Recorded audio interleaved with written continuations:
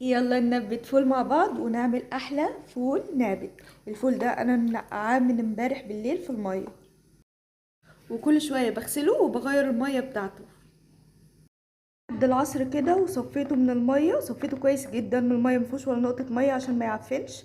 وهسيبه لحد ما ينبت، وهبقى اوريهولكم لما ينبت شكله هيبقى عامل ازاي.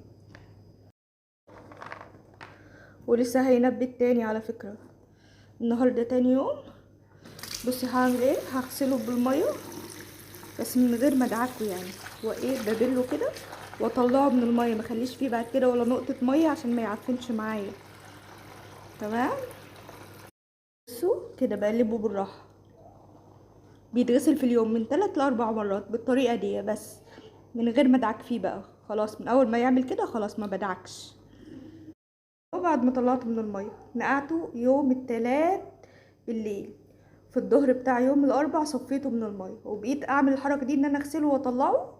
والنهارده يوم الخميس ده شكله، ولسه هصبر عليه شويه كمان. يا صباح الفل، النهارده بقى يوم الجمعه. ادي شكل الفول بتاعنا، بقى فول نابت. اتنبت اهو. نقعناه يوم التلات بالليل، وصفناه في الظهر بتاع يوم الاربع.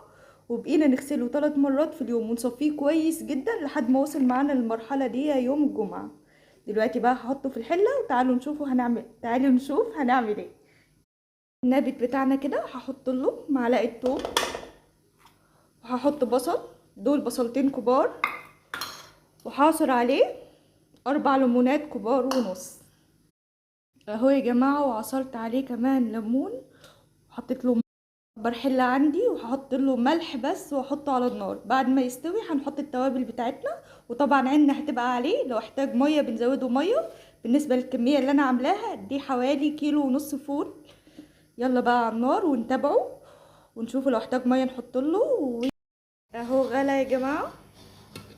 هديله نص تغطيه كده واسيب شويه تهويه، واتابع معاه. بالنسبه للنار فهي متوسطه، ولا هي عاليه ولا هي واطيه. ادي الفول بتاعنا اهو. محتاج ميه تاني، لقيته عامل على الوش ريمه سمراء، رحت شلتها. وخلي بالي عليه دايما طول ما هو على النار. بسم الله، هزود ميه سخنه.